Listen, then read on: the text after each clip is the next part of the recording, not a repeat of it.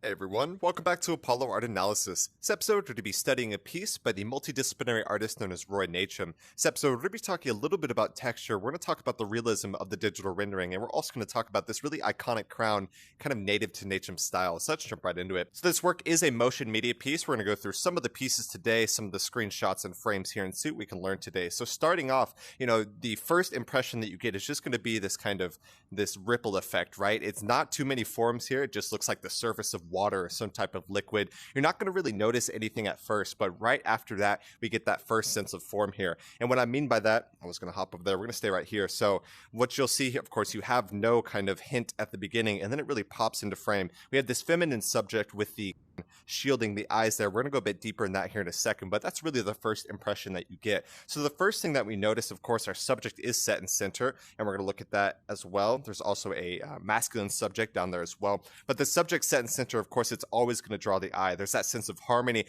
feels like everything revolves around that subject set in center, so that's also really important. And there's also this, of course, an accent, so we have that kind of interplay of shadows that really define the forms, that gives us that illusion of depth, and that's also really important when we're looking at this work. And so, it's kind of interesting, right? Whenever you first look at this work, you don't see anything. You have this kind of simple kind of surface liquid there, but as the first form comes up, there's this kind of ripple effect that's sent outward, and you get the first instance of that right here, right? There's this kind of energy that radiates outwards. You can see that much better right here. So there is this kind of sense of energy that releases from that. I think that's really interesting. Aside from that, that also frames the subject in center, right? If it's going to be this kind of circular frame, if you will, it's going to draw your eye towards the center even more. So it's already placed in the center, but that kind of radiating energetic ring also adds to that as well. So I think that's also important. And so in the realm of texture, it's kind of interesting, right? This strange, it's not entirely, water. It's not quite viscous and flowing like that. It is a little thick, almost like paint in a way. And it's quite interesting, right? It gives us this really unique sense of texture. And it's hard to say exactly what that is. It maybe feel a little oily, maybe a little thick, but that liquid, it does give us a really unique sense of texture.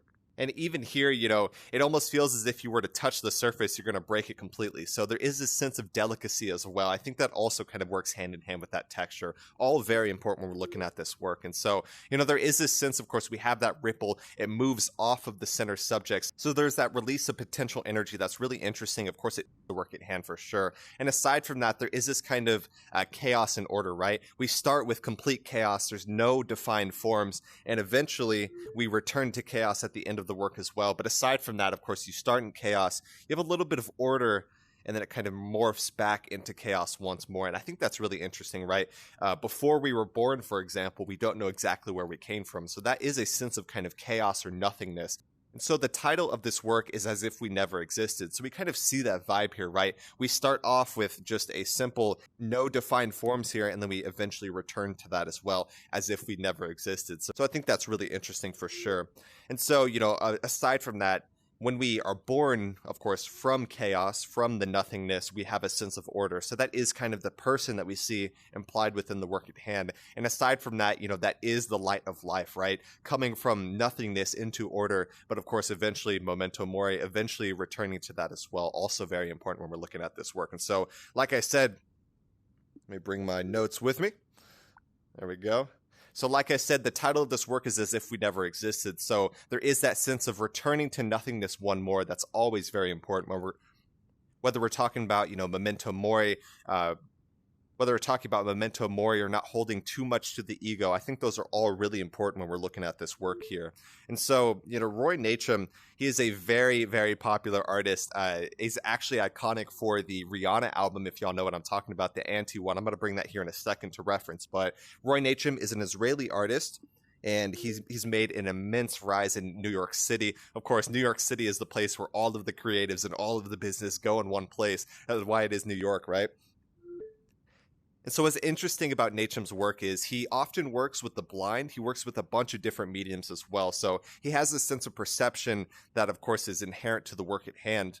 And one of the most iconic symbols from Nachum is the crown. So we see that in two instances here. Of course, we have on the left, and we have the masculine on the right. But what you'll notice is the crown actually shields the eyes. And this really suggests kind of a blindness, these false desires or distractions. So we certainly see that within the work at hand. On the Anti album, you're going to see that crown, exactly what I'm talking about. We're going to look at that real quick here. All right, so here on the right, we have the work we're looking at today. Of course, we have that iconic crown from the same artist who created this on the left. So this on the left is the album cover for Anti by Rihanna. Definitely a very iconic album. I remember seeing this when I was a lot younger. So you certainly see this here, right?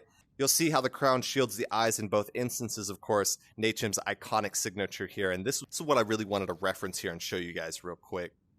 Yeah, I really like this work. Of course, it is made in the digital rendering, so it feels incredibly realistic. Of course, you can get that potential placement with that perceived photorealism. So really interesting work. Of course, it is animated through that as well, a motion media piece. So I hope y'all enjoyed today.